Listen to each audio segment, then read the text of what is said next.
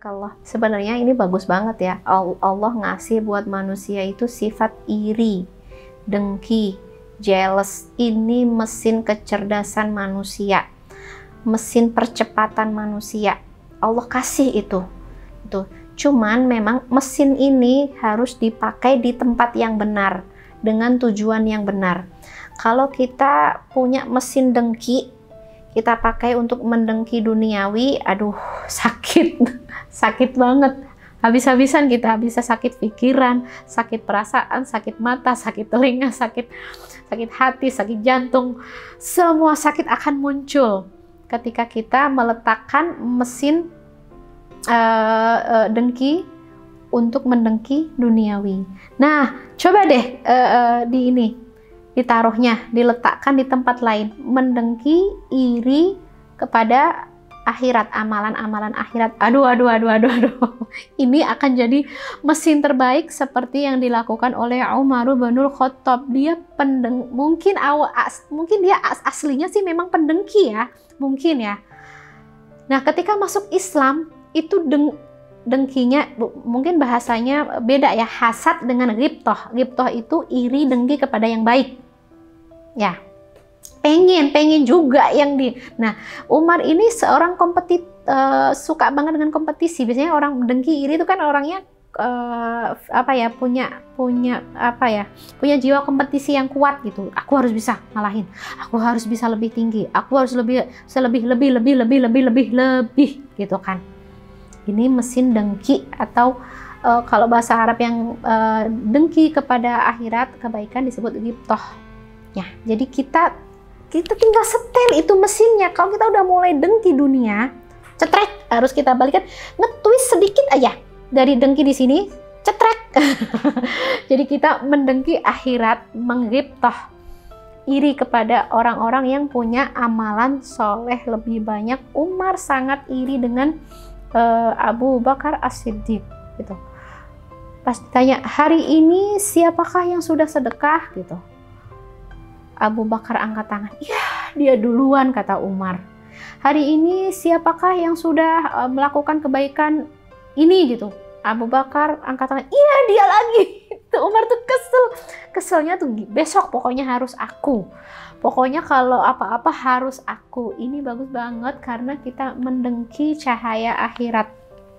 Efeknya sangat beda ke diri kita, ke pikiran, perasaan, hati gitu. Kalau kita dengki akhirat, pikiran kita akan nyaman, pikiran kita berlomba, tapi hati kita nyaman, bersemangat gitu, dan gak ada rasa sakit apapun, gak ada rasa sakit kalau itu kita iri akhirat. Tapi kalau iri dunia, cobain deh, ada tetangga beli mobil dan kamu coba deh iri. Coba deh rasanya gimana, gitu. Misalnya ada temen satu kantor gitu kan, dia nikah, kita belum nikah. Cobain iri deh, coba kamu dengki, coba gimana rasanya, pasti sakit banget. Makanya harus kita twist, cetrek, nggak ke situ gitu. Nah, kalau tadi berlomba akhirat, terus akhirnya ada sesuatu perilaku yang bikin gak nyaman, itu sebenarnya sudah bukan tentang iri akhirat ya, tapi memang tentang perbedaan, perselisihan gitu ya. Gimana gitu cara ya sudah, yang namanya manusia mah ya itu tadi yang aku bilang, imperfect itu selalu punya ketidaksempurnaan. Dia mungkin sangat sempurna di ibadah apanya, dan dia yang lain dia kurang sempurna. Justru itu tugas kita bersama-sama untuk bisa saling support, bisa saling menyempurnakan, bukan saling menjatuhkan. Allah, kamu mah kuatnya sedekah doang, tapi kamu nggak pernah sholat malam kan. Nah, ini berarti sebuah persaingan yang ingin menjatuhkan gitu loh. Karena kalau kita mau ngejatuhin orang selevel Nabi pun kita bisa ngejatuhin.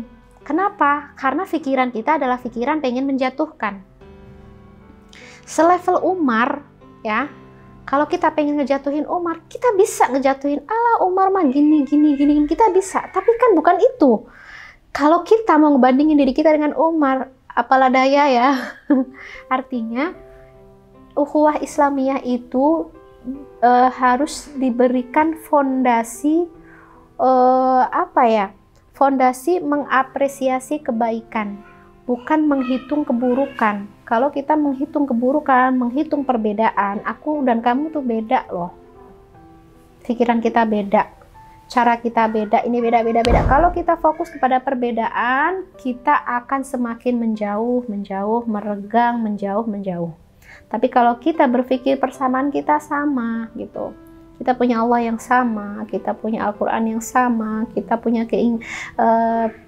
keinginan, visi yang sama, misi yang sama, carilah persamaan. Bahkan itu ke orang ke bestie kita, bukan hanya ke bestie kita, bukan hanya ke circle kita, bukan hanya ukhuwah Islamiyah, bahkan ke circle lain, agama lain pun kita diperintahkan untuk mencari persamaan. Jangan dicari perbedaannya. Kita disuruh mencari persamaan gitu. Qul ya ahlal kitab ta'alau ila kalimatin sawa'im bainana wa bainakum alla na'budu illallah wa la nusyrika bihi syai'an gitu. Katakan kepada ahlul kitab, ya.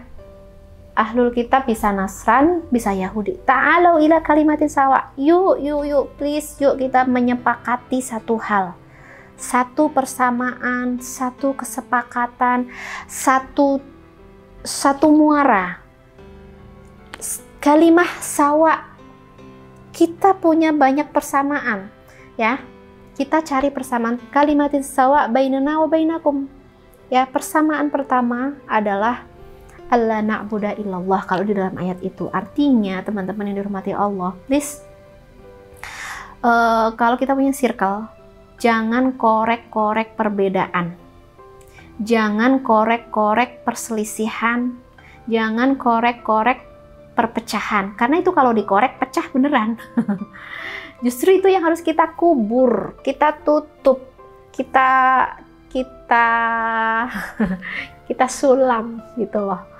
Yang kita cari adalah persamaan. Kita sama di mana ya gitu.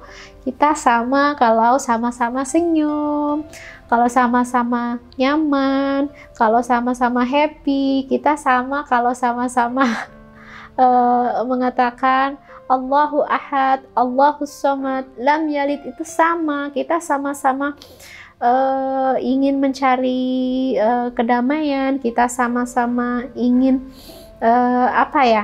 meningkatkan iman kita. Itu nyatu, udah selesai. Barakallah.